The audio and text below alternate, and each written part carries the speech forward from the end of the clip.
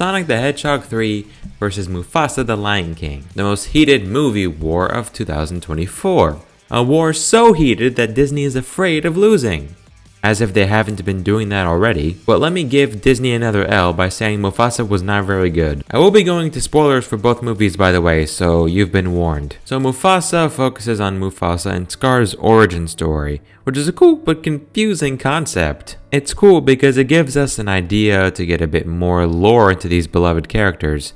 Like, how did they become brothers, and what led to the infamous rivalry? But my confusion comes from demand. Who the hell asked for this? I know I didn't. God bless all the people who watched this movie all the way through because goddamn the pace is horrible. The movie has this weird issue where it can't just let the backstory flow all at once. We have to keep cutting back to Timon and Pumbaa, and we need to get a few laughs out of the 5-year-olds in the audience. But I don't really get it because neither of them are funny in this movie. They are funny in the original movie, they aren't funny in the live action remake, and they aren't funny in this prequel / sequel / whatever. Also, everything I said about them also applies to Zazu. He's basically the same case. Also, the villain Kyros is so bland and uninteresting. He really screams unoriginality. It's like they needed a way for the audience to know who the villain is. Oh, just make him into a white lion. Let's not focus on his personality, demeanor, or ruthlessness. Nah, just make him white, that's all. Scar joining him was okay, I guess, as like the whole, oh, Mufasa betrayed me, I was supposed to be king.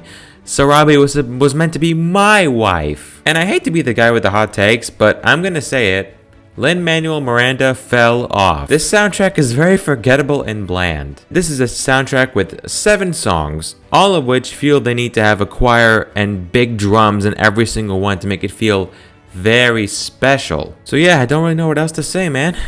It's a boring children's movie that doesn't give any groundbreaking themes for adults to pick up on, and has a very boring soundtrack and a very boring villain. And it gets a 4 out of 10 for that. Alright, boys had their fun, now it's the men's turn. Sonic 3. Now, just like how I've been a big fan of The Lion King, I've also been a pretty big fan of the Sonic series for a good portion of my life. I watched the first 2 movies when they first came out, and I really liked them both. I went back and watched both movies in anticipation for this, but yeah, safe to say Sonic has finally done it. He's become the king of video game multimedia. No other gaming franchise can compete with Sonic in this area. This movie feels like a love letter to the Sonic franchise way more than the first 2. Team Sonic was fantastic and really shows how far they've come and how much they've grown together. Shadow is perfect, Shadow Keanu Reeves for that amazing performance, and Jim Carrey playing both Ivo and Gerald Robotnik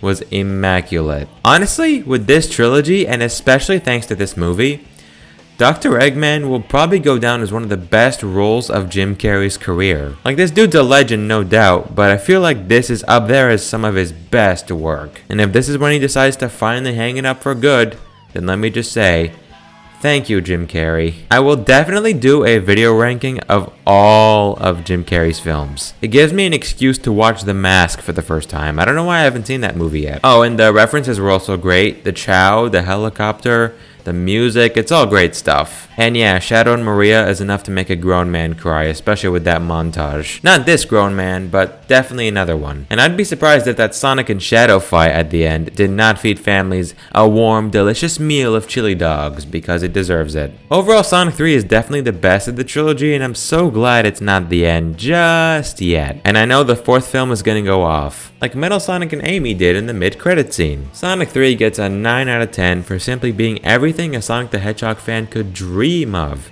Exceptional acting and music, an emotional and thoughtful message, and an awesome red and black hedgehog. So I think it's safe to say Sonic won the feud and Disney won't be able to buy Sega at all. They might just straight up reject the offer, honestly.